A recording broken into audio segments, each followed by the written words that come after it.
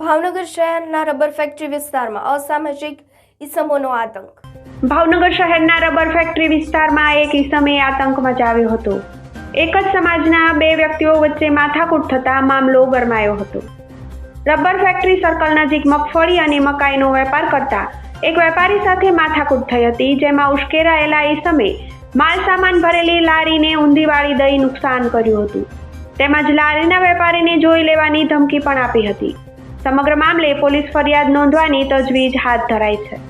Report by વિપુલ ગોહેલ સાથે Sanjay Raval, SB news, Bhavnagar.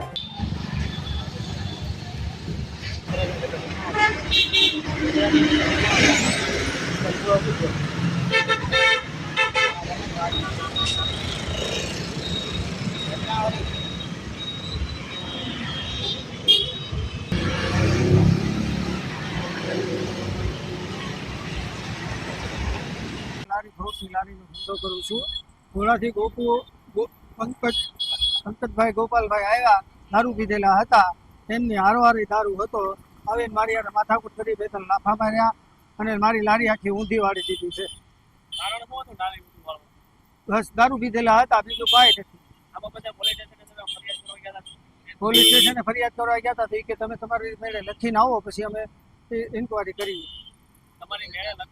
હા, અમારી મેળે જ કીધું, પોલીસે કીધું તમે તમારી મેળે લખીને આવો। B division. નુકસાની છે મારે 6 હતા, ફ્રૂટની લારી।